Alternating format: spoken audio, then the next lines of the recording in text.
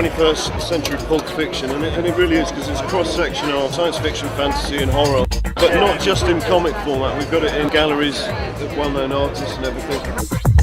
It's got a touch of 2000 AD about it, it's got a touch of Heavy Metal magazine about it, it's no holds barred, but it's really, it's been described as like punk rock on a page really. It's that kind of punk ethic that has come up from the creators like Simon Bisley, Clem Fabry, Steve Niles, and then it's pretty global too, so we've got Australians, Americans, Californians, all that. And a whole bunch of new talent people I haven't seen before, that are just sort of breaking into the industry. Well, I was finding as an artist myself that the kind of stuff I do, which isn't so mainstream, it kind of straddles between the mainstream and the more independent type stuff, and it's kind of a bit of a harder sell. Which seemed like a shame, because I came on right the way through the back end of the 80s and the early 90s, and lots of grounds were being broken at that time. So you had people like Bill Sienkiewicz really sort of knocking down what was acceptable in the art world. And also Frank Miller, who's hard to imagine now, but that stuff when it first came out, like The Dark Knight and things, was actually pretty radical stuff.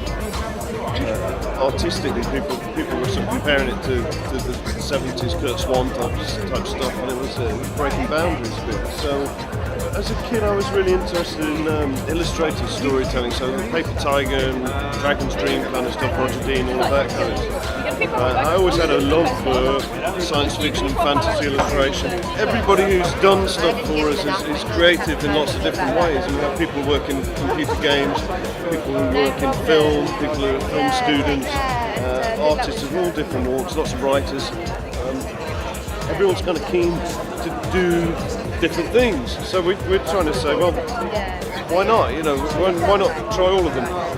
Whatever you want to do. If you want to do it, we can put it under our banner, and you can maintain your ownership. We don't take anybody's ownership. We'll present it and we'll put the product out as best we can.